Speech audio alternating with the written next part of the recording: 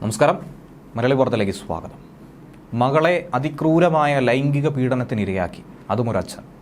സംഭവം നടന്നത് തലസ്ഥാനത്ത്. ഉടനടി തന്നെ ശക്തമായ ശിക്ഷാവിധിയുമായി പോക്സോ കോടതിയും രംഗത്തെത്തി. മരണം വരെ കഠിന തടവും 1,90,000 രൂപ പിഴയും വിധിച്ചു. മാതൃകാപരമായ ഒരു ശിക്ഷാവിധി തന്നെയാണ് ഏവരും ഇതിനെ നോക്കിക്കാണുന്നത്. മകളെ ലൈംഗികമായി പീഡിപ്പിച്ച പിതാവിന് പല വകുപ്പുകളിലായി 3 തവണ മരണം വരെ കഠിന തടവാണ് കോടതി ഇപ്പോൾ വിധിച്ചിരിക്കുന്നത്. തിരുവനന്തപുരം പോക്സോ ജില്ലാ ജഡ്ജി MP ഷിബു ആണ് ഈ കേസ് പരിഗണിച്ചതും ശിക്ഷാവിധി നടപ്പിലാക്കിയതും. ഒപ്പം 1,90,000 രൂപ പിഴയും വിധിച്ചിട്ടുണ്ട്. അതിൽ നിന്നും 1,50,000 രൂപ കുട്ടിക്ക് നൽകാനും കോടതി വിധിച്ചിട്ടുണ്ട്. കുട്ടിക്ക് 1.5 വയസ്സുള്ളപ്പോൾ അമ്മ മരണപ്പെട്ടിരുന്നു. ശേഷം കുട്ടിയുടെ കാര്യങ്ങൾ നോക്കിയിരുന്നത് അച്ഛനായിരുന്നു.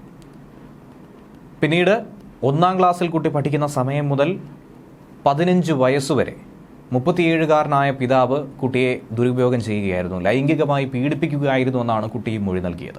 പിതാവിൻ്റെ ഉപദ്രവം ഒട്ടും തന്നെ സഹിക്കാൻ കഴിയാതെ വന്നതോടെയാണ് കുട്ടി സഹികെട്ട് ക്ലാസ് ടീച്ചറോട് ഈ വിവരം തുറന്നു പറഞ്ഞത്.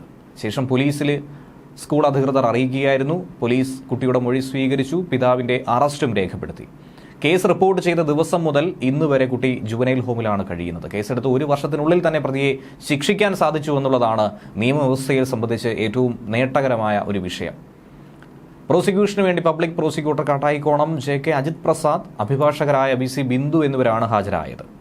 2023 കുട്ടി ഇങ്ങനെ ഒരു പരാതി പറയുന്നത്. 15-ാം വയസ്സിലാണ് പെൺകുട്ടി പിതാവ് പീഡിപ്പിക്കുന്ന വിവരം ക്ലാസ് ടീച്ചറോട് തുറന്നു പറഞ്ഞത്. ഇംഗ്ലീഷ് പരീക്ഷ കഴിഞ്ഞ് വീട്ടിലെത്തി തുണി മാറാൻ മുറിയിൽ കയറിയപ്പോൾ പിതാവും തൻ്റെ ഒപ്പം കയറി തന്നെ അതിക്രൂരമായ രീതിയിൽ പീഡനത്തിന് ഇരയാക്കിയെന്നാണ് കുട്ടി പരാതിപ്പെട്ടത്. ആ സമയം ആരും തന്നെ വീട്ടിലുണ്ടായിരുന്നില്ല. ശേഷം ഈ സംഭവത്തെ തുടർന്ന് മാനസികമായി കുട്ടി വലിയ പിരിമുറുക്കങ്ങളാണ് അനുഭവിച്ചിരുന്നത്. മാനസികമായി തകരുന്ന ഒരു സാഹചര്യവും ഉണ്ടായി. പിറ്റേന്ന് സ്കൂളിലെത്തിയ കുട്ടി വല്ലാതെ മാനസിക വിഷവും അനുഭവിച്ചുകൊണ്ടിരിക്കുന്നതായി ടീച്ചർക്ക് സംശയം തോന്നി. ശേഷം കാര്യം ടീച്ചർ തിരക്കിയപ്പോഴാണ് പിതാവ് തന്നോട് ചെയ്യുന്ന ക്രൂരമായ കാര്യങ്ങൾ, ക്രൂരകൃത്യങ്ങൾ, വർഷങ്ങളായി അനുഭവിച്ചുകൊണ്ടിരിക്കുന്ന യാതനകളൊക്കെ തന്നെ തുറന്നു പറഞ്ഞത്.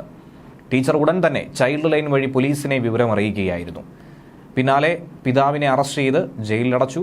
ഇംഗ്ലീഷ് പരീക്ഷ നടന്ന ദിവസം താൻ വീട്ടിലുണ്ടായിരുന്നുവെന്നും പീഡനം നടന്നിട്ടില്ലെന്നും പ്രതിയുടെ 2ാം ഭാര്യയും കോടതിയിൽ മൊഴി നൽകി സംരക്ഷിക്കാൻ ഒരു ശ്രമം നടത്തിയിരുന്നു. പക്ഷേ ശക്തമായ വാദം നടന്നതിന് പിന്നാലെ അത് പൊയ് വാക്കാണെന്നുള്ളത് തിരിച്ചറിയാൻ കഴിഞ്ഞു. മറ്റു പരീക്ഷകൾ എന്നൊക്കെ നടന്നുവെന്നുള്ള ചോദ്യം പ്രോസിക്യൂഷൻ മുന്നോട്ട് വെച്ചപ്പോൾ 2ാം ഭാര്യയ്ക്ക് കൃത്യമായ മറുപടി പോലും നൽകാൻ കഴിഞ്ഞിട്ടുണ്ടായിരുന്നില്ല. അങ്ങനെയാണ് അവർ കളവാണ് മൊഴിയായി നൽകിയതെന്നുള്ളത് കണ്ടെത്താൻ കഴിഞ്ഞത്. കുട്ടിയുടെ അമ്മ ചെറുപ്രായത്തിൽ തന്നെ മരിച്ചതുകൊണ്ടാണ് അച്ഛൻ്റെ സംരക്ഷണത്തിലായത്. 1-ാം ക്ലാസ്സിൽ പഠിക്കുന്ന സമയം മുതൽ 10-ാം ക്ലാസ്സിൽ എത്തുന്നതുവരെ കുട്ടിയെ ലൈംഗികമായി പീഡിപ്പിക്കാൻ പിതാവ് പല തവണ ശ്രമിച്ചിരുന്നു.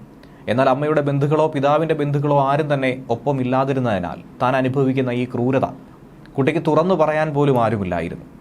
ഇനിയിപ്പോൾ ആരോടെങ്കിലും പറഞ്ഞാൽ തിരിച്ചെത്തുമ്പോൾ പിതാവ് തന്നെ കൊലപ്പെടുത്തുമെന്ന ഭീതിയും കുട്ടിക്കുണ്ടായിരുന്നു.